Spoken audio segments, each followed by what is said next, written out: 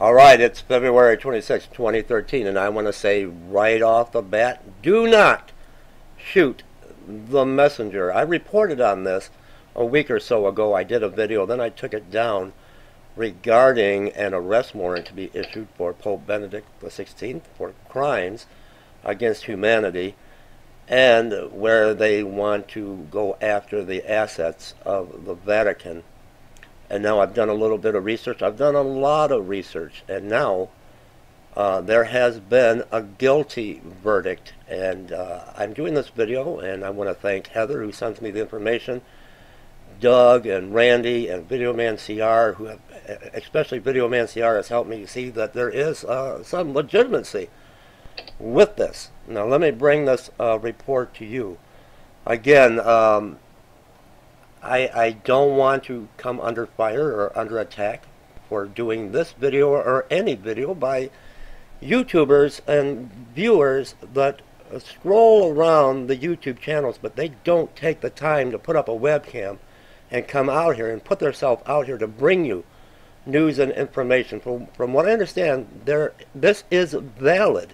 How much power they have to see this through, we're going to have to wait and see.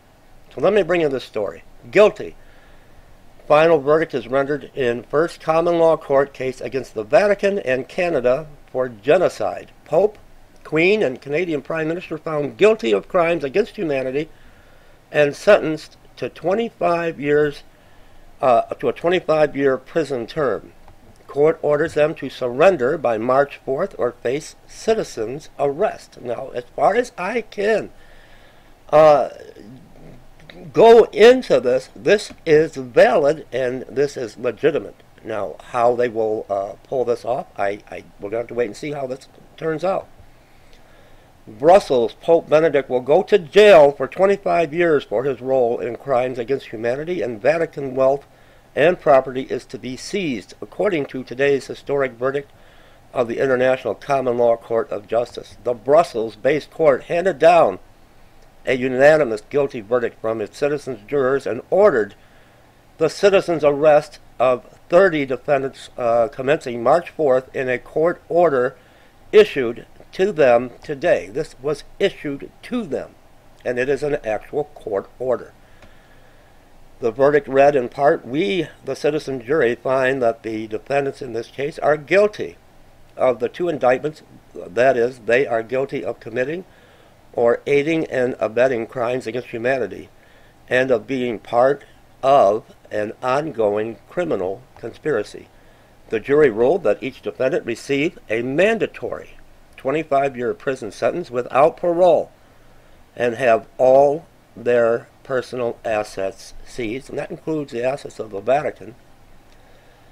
The court went on to declare in its order number, and this is official, 022513-001, the defendants are ordered to surrender themselves voluntarily to peace officers and agents authorized by this court, having been found guilty as charged. And we know one of the defendants, 25-year sentence handed down, and he is asked to turn himself in, is Pope Benedict XVI. A sudden, all of a sudden, resignation, stating it's due to his failing health. When we look at the scandal within the Catholic Church and the Vatican, remember the ordeal with the butler. There's so much, and he quickly puts in his resignation. The guilty parties include Elizabeth Windsor, Queen of England, Stephen Harper, Prime Minister of Canada, and head offices of the Catholic and United Church of Canada. A complete copy of the verdict, the court order, and a list of defendants is enclosed on the accompanying link. The guilty verdict followed nearly a month of deliberations by more than 30 sworn citizens, jurors, of the 150 case exhibits produced by court prosecutors. These exhibits detailed irrefutable proof of a massive criminal conspiracy by the defendants, institutions to commit and conceal genocide on generations of children in so-called Indian residential schools across Canada. None of the defendants challenged or disputed a public summons issued to them last September, nor did they deny the charges made against them or offer counter evidence to the court. Their silence told me a lot. Why wouldn't innocent people defend their own reputation when accused of such horrible things, comments one juror based out of England. These crimes were aimed at children and were a cold and calculated plan to wipe out Indians who weren't Christians, and the defendants clearly are still covering up this crime, so we felt we had to do more than slap their wrist. The whole reign of terror by state-backed churches that are above the law has to end, because children still suffer from it. The court judgment declares the wealth and property of the churches responsible for the Canadian genocide to be forfeited and placed under public ownership as reparations for the families of the more than 50,000 children who died in the residential schools.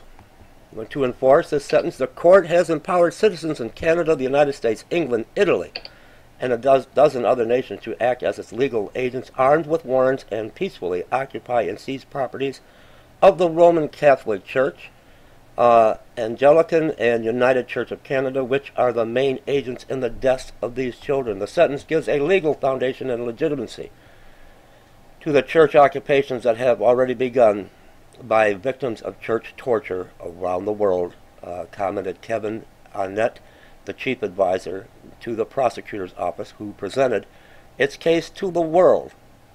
The verdict of the court is clear that these criminal church bodies are to be legally and practically disestablished and their stolen wealth reclaimed by the people. Justice has finally begun to be served. The dead can now rest more easily.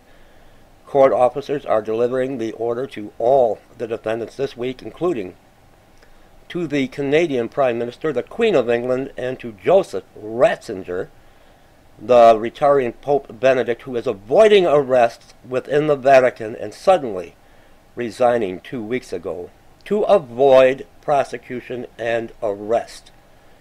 And I just did a video where now over in Jerusalem, King David's tomb, they have set up a chair for the Pope. I wonder if he's going to try to exile over there to avoid arrest and a 25-year jail sentence. The citizens' arrest of these and other defendants will commence on March 4th if they do not surrender themselves and their assets as per the court order. These actions will be filmed and posted here in the coming week, along with further updates from the court and its citizens. I'm going to put the link to this below. Again, don't shoot the messenger. I did a video a week or so ago and I took it down. I just came under such attack from the YouTube community that don't take the time or put in the hard work and effort and get a webcam and come out here and bring news such as this to the world. Now, I have done a lot of research into this, thanks again to Video Man CR, and there is this is valid. How this is going to play out, it's going to be very, very interesting. I'll put the link to this below. March 4th, they need to turn themselves in. Pope Benedict, where are you going to run? Where are you going to hide? Leave me comments, everyone.